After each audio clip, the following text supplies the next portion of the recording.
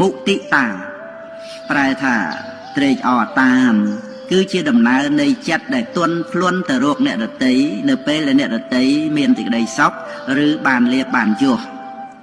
សូមឲ្យមុទិតាជាអភរណៈគ្រឿងប្រដាប់កាយនៃកូនប្រុសស្រីទាំងឡាយឪពុកសង្កេតឃើញថាមនុស្សចំនួនច្រើនដោយប្រក្រតីមិនសូវមាននៅមុទិតាជាមួយនឹងអ្នកដទៃឡើយមុទិតាគឺជាការសម្ដែងចេញនៅសេចក្តីត្រេកអរគឺត្រេកអរតាមដែលអ្នកដទៃមានសេចក្តីសុខឬមានលៀបមានយសហើយនោះពោលគឺរួម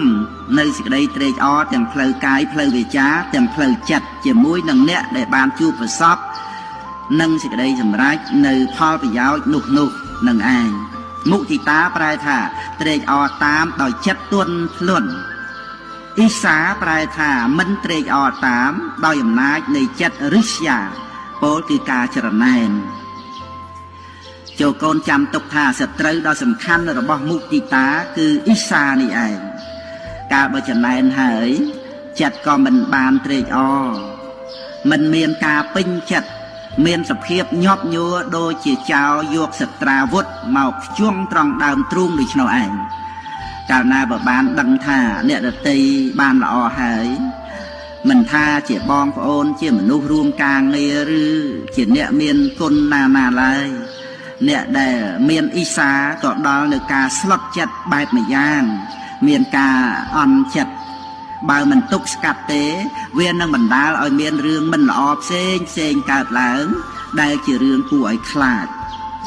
វិធីកម្ចាត់អ៊ីសាគឺការចំណែននោះ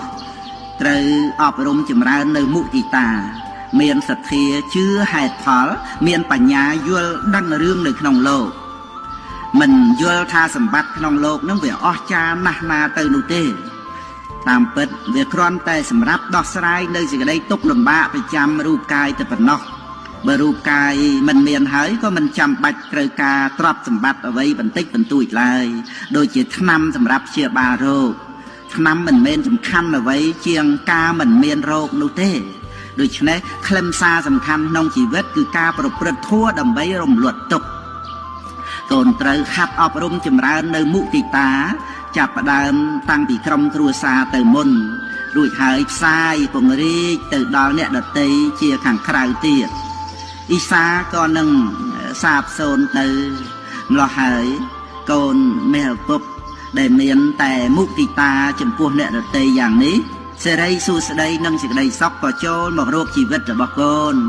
ព្រមគ្នានឹងគុណធម៌ផ្សេងទៀតដ៏ច្រើនចូលកូនចងចាំកុំភ្លេចមុទិតាជាថ្នាំរងាប់រោគអ៊ីសាស្មោកគ្រោករោគក្នុងចិត្តអ៊ីសាកើតឡើងអស់អាណិតដូចខ្មោចសន្ធិដ្ឋនៅក្នុងខ្លួនអ៊ីសានាំឲ្យមានគំនុំធ្វើឲ្យសង្គមមិនមមួនចាក់ដោតព្យាបាទព្រោះគុំគួនថែធួនដោយថ្នាំមុទិតា